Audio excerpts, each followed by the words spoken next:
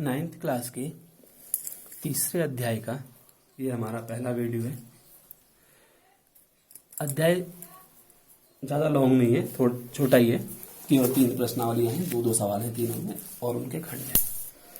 अध्याय का नाम है निर्देशांक ज्यामिति और कोऑर्डिनेट ज्योमेट्री। निर्देशांक, सबसे पहले समझते हैं कि निर्देशांक क्या होते हैं। जैसे हमने इसकी परिभाषा लिखी है, किसी तल पर किसी बिंदु की स्थिति को दर्शाने वाले अंक निर्देशांक कहलाते हैं। यानी कि वह अंक जो किसी तल यानी कि प्लेन 2 डायमेंशन की बात हो रही है अभी 9th क्लास में हमारे, जिसमें हम एक्स और वाई की बात करेंगे। किसी तल पर किसी बिंदु की स्थिति को निर्देशित करने वाले या स्थिति को दर्शाने वाले अंक निर्देशांक कहलाते हैं। उसके बाद अगला हमारा है ज्यामिति। ज्यामिति क्या है? अध्याय हमारा निर्देशांक और ज्यामिति इन दोनों ही शब्दों से मिलकर के बना हुआ है। ज्यामिति यानी कि ज्योमेट्री एक यूनानी भाषा का शब्द है जो 2 शब्दों जियो और मेट्रिन से मिलकर के बना है, जिसमें पहला शब्द जो जियो है उसका अर्थ होता है पृथ्वी या भूमि और मेट्रिन का अर्थ है मापना, जिससे प्रतीत होता है कि ज्यामिति का उद्गम भूमि मापने की आवश्यकता के कारण हुआ। यानी कि प्राचीन काल में जो ज्योमेट्री है उसका शब्द केवल भूमि मापन के लिए प्रयोग में लाया जाता था। प्राचीन भारत में 16वां सूत्र हमारा एक ग्रंथ था जो ज्योमेट्री के बारे में ही विस्तार से बात करते हैं। अब हमने दोनों शब्दों के अर्थ निर्देशांक और ज्यामिति को समझ लिया है। उसके बाद जो हमारा अगला जो शब्द मिलेगा वो कार्तीय पद्धति। कार्तीय पद्धति क्या है? जैसे एक तल की एक बिंदु की स्थिति का निर्धारण करने में प्रयुक्त पद्धति कार्तीय पद्धति कहलाती है। अब कार्तीय इसको रेने देकार्ते के नाम पर दिया गया है, क्योंकि सबसे पहले जो कार्तीय पद्धति थी उसके बारे में रेने देकार्ते ने नाम दिया और उन्हीं के सम्मान में हम इस पद्धति को कार्तीय पद्धति कहते हैं। यानी कि हमें अगर किसी प्लेन, जैसे हमने कोई प्लेन ले लिया 2 डायमेंशन, उस पर हमने किसी पॉइंट को शो करना है कि वो कहाँ पर है, तो उसका जो अध्ययन है या जो पद्धति है वो कार्तीय पद्धति कहलाती है, जो रेने देकार्ते के सम्मान में ही इस शब्द का प्रयोग हमने किया है, कार्तीय। उसके बाद है मूल बिंदु। ओरिजिन क्या होते हैं? जैसे हमें पता है कि मूल बिंदु जहाँ से, ओरिजिन का मतलब जहाँ से किसी चीज़ की उत्पत्ति हो रही है, जिस बिंदु से दूरियां अंकित की जाती हैं वह बिंदु मूल बिंदु कहलाता है। यानी कि एक हमने पॉइंट फिक्स मान लिया है, उस पॉइंट की हम बाएं दाएं ऊपर और नीचे चलेंगे, वह पॉइंट हमारा मूल बिंदु कहलाएगा। यानी कि मूल बिंदु हमारा फिक्स पॉइंट होगा, उसको मान करके हम बाएं दाएं ऊपर और नीचे का निर्धारण करेंगे। तो एक तल में एक बिंदु का स्थान निर्धारित करने के लिए 2 रेखाएं लेंगे। एक रेखा हमारी, जैसे हमने यहाँ पर इसको बनाया है, एक रेखा हमारी क्षैतिज रेखा होगी, इसको हम हॉरिजॉन्टल लाइन बोलते हैं, और दूसरी होगी हमारी वर्टिकल लाइन यानी कि ऊर्ध्वाधर रेखा। क्षैतिज रेखा और ये ऊर्ध्वाधर रेखा। क्षैतिज रेखाएं और ऊर्ध्वाधर रेखाएं परस्पर एक दूसरे को 90 डिग्री के एंगल पर प्रतिच्छेद करेंगी। तो एक निर्धारित करने के लिए रेखाएं लेंगे, एक रेखा हमारी क्षैतिज होगी, दूसरी हमारी ऊर्ध्वाधर रेखा होगी।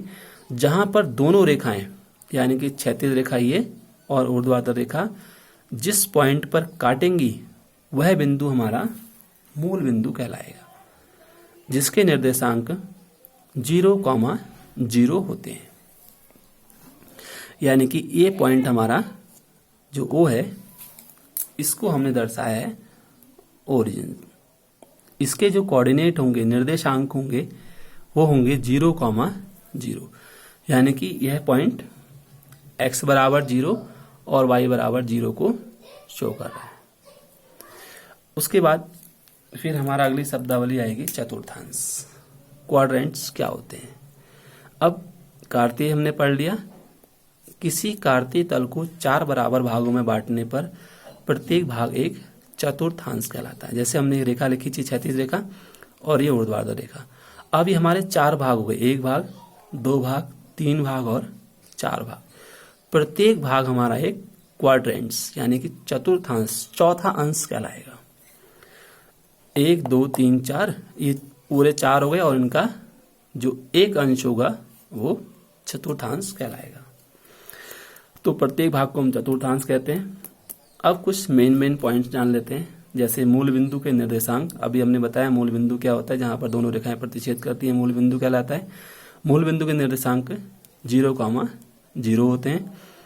इसका मतलब x अक्ष पर, अब एक शब्द हमारा भुज और कोटि भी आता है। जैसे x अक्ष का जो निर्देशांक होगा वो हमारा भुज कहलाएगा और जो y अक्ष का निर्देशांक होगा वो हमारा कोटि कहलाता है।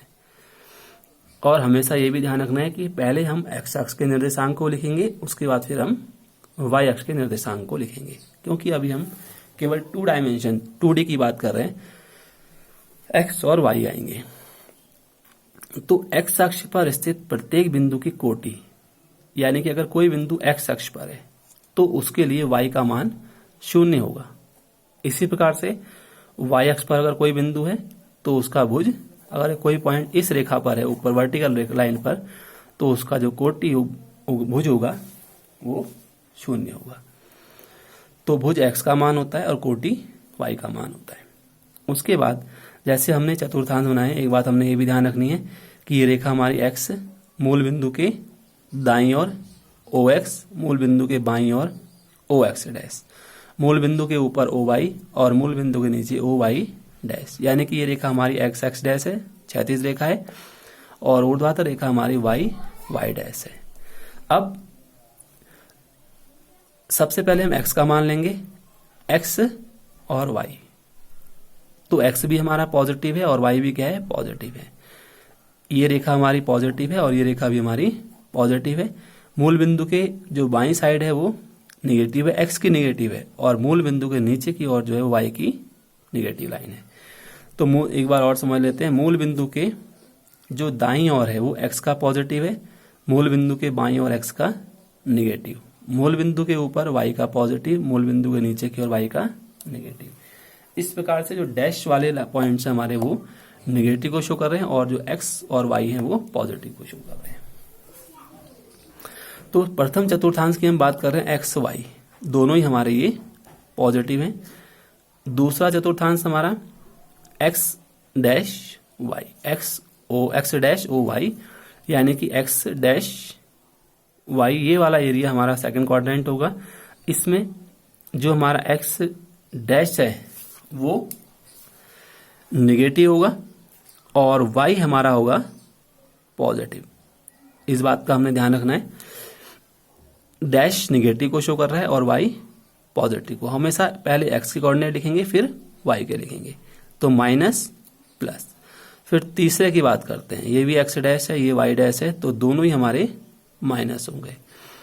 चौथे चतुर्थांश में x पॉजिटिव और y हमारा होगा निगेटिव। तो इस तरीके से हमारे पास ये टोटल जो क्वाड्रेंट्स आए वो 4 हो गए।